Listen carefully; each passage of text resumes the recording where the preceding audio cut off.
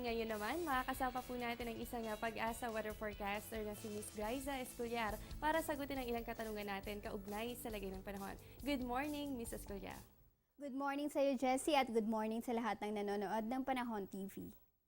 Ms. Escollar, unahin na po muna natin itong low pressure area na binabantayan natin. Ano na po ba ang pinakahuling datos kaugnay dito? At sa pagpasok po ba nito, ito na yung pangalawang bagyo ngayong buwan ng Agosto. Update muna sa low pressure area gaya ng iyong nabanggit, Jessie. Ito ay huling namataan sa layang 1,850 kilometers silangan po yan ng Luzon.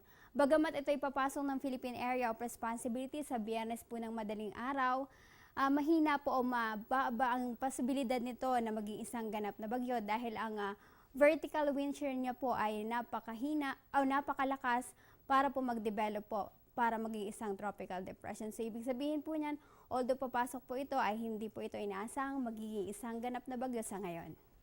So isang magandang balita nga yan ngayong umaga dahil itong sama ng panahon na binabantayan natin sa labas ng area of responsibility natin ay posibleng ang pumasok by Friday morning. No? At inaasahan nga na hindi ito o mababa ang chance na ma-develop ito sa pagiging bagyo. Mrs. Escollar, ngayong buwan nga po ng Agosto ay meron pa tayong tatlong bagyo na inaasahan na posibleng makaapekto sa bansa. Para po sa mas malawak na kaalaman ng mga manonood natin, paano nga ba nabubuo ang isang bagyo?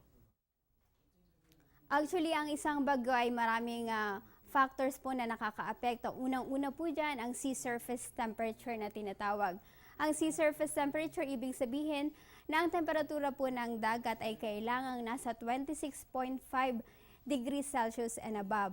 At kailangan po from the surface at yung depth na 50 meters ay kailangan nasa 26.5 degrees Celsius. Ang nangyayari po dyan, ang hangin po na nasa surface po o yung hangin na nasa ibabaw po ay pag mainit po ang dagat, ito po ay nag-evaporate at pagkatapos po pag ito ay umakyat ay ito ay nagko-condense into convective clouds.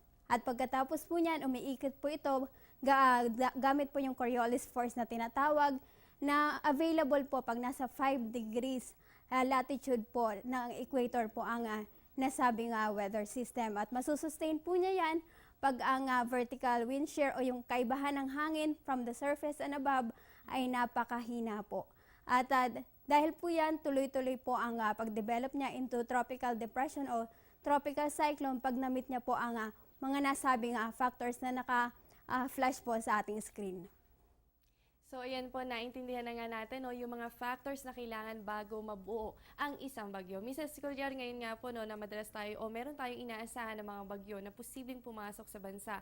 At nagdudulot ito ng malaking pinsala hindi lamang sa ating mga properties, kundi na rin pati sa ating mga buhay. Meron din po bang benefits ang mga bagyo na ito?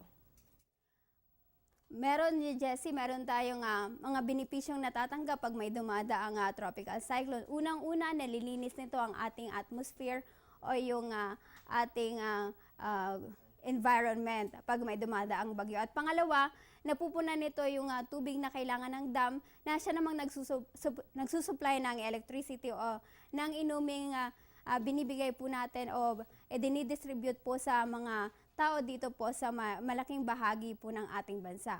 At pangatlo po yan, nagkakaroon ng tubig yung mga sakahan na usually pong inaantay po ng ating mga kababayang magsasaka. So yan po mga kababayan, may benefits din pala itong mga bagyo dahil nagbibigay nga ito ng tubig sa mga dam natin kung saan nga kinukuha yung mga water supply natin, lalo na po dito sa Metro Manila. No? Diyan natin kinukuha sa Angat Dam yung water supply natin. At syempre, importante rin po ang mga pag-ulan na idinudulot ng bagyo para po sa mga farmlands natin, lalo na po sa mga magsasaka natin dahil nga yan po yung nagsisilbing dilig sa kanilang mga pananim. Mrs. Escollar, ngayon nga po medyo mahina ang ihip nitong hanging habagat. Ibig sabihin po ba tayo ay nasa monsoon break at ano po ba ang ibig sabihin o ano po ba ang dalang panahon ng isang monsoon break? Sa ngayon po, wala po tayo sa monsoon break. Nananatiling umiiral po ang habagat. Sa nakikita po natin ngayon, although may habagat po dito sa may Visayas at sa Luzon, generally po nasa light to moderate yung hangin dito po sa Luzon at Visayas. Kaya ang na-generate lang po niyang pag-ulan ay mga localized thunderstorms. Samantala naman dito sa extreme northern Luzon, Kasama po dyan ang Babuyan, Calayan at ilang bahagi po ng lalawigan po sa ating bansa ay nasa moderate to strong. Kaya ito po ang usually nakakaranas po ng mga paminsan-minsang pa rin mga pag-ulan.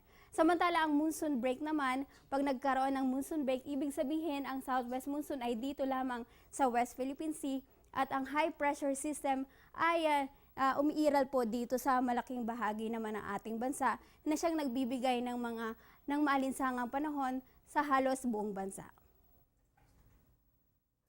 So ayan, naintindihan nga natin na ngayon wala pa po tayo sa monsoon break dahil hanggang ngayon ay umiiral itong hanging habagat dito sa Visayas at Luzon, pero mas nararanasan po yung malakas na pag-iral nitong hanging habagat sa extreme northern Luzon. At nakakaranas lamang tayo ng monsoon break kapag may presence na po ng high pressure area sa bansa natin o nakakaapekto sa bansa natin. So lilinawin lang po natin ngayon, umiiral pa rin itong hanging habagat at wala pa po tayo sa monsoon break.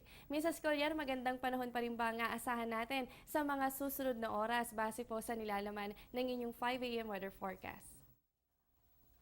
So ito naman po ang magiging lagay naman ng panahon sa loob ng 24 oras dahil apektado pa rin po ng habagat ang ilang bahagi po ng bansa bagamat nasa katamtaman hanggang sa malakas na hangin na ang nararanasan dito sa may extreme northern Luzon ay itong bahagi lang po ng Babuyan, Calayan at Batanes Group of Islands ang siyang makakaranas ng paminsan-minsang mga pagulan. Samantala dito sa Metro Manila at ang nalalabing bahagi po ng bansa ay inaasahang magiging maaliwalas ang panahon at mga localized thunderstorms lamang ang inaasahang mga pagulan, partikular po yan sa dakong hapon o gabi. At wala po tayong nakataas na gale warning kaya pwede po maghanap buhay yung ating mga kababayang mangingisda at pwede po silang pumalaot sa ngayon. Generally, fair weather po ang mararanasan natin sa mga susunod na oras. Kaya sa mga kababayan po natin, pwede po lumabas ng bahay. Huwag na lamang kalilimutan ang pagdadala ng payong para po yan sa mga pulupulong pag-ulan o pagkilat at pagkulog. Maraming salamat po, Ms. Escollar, at nakasama nga natin si Pag-asa Weather Forecaster Glyza Escollar.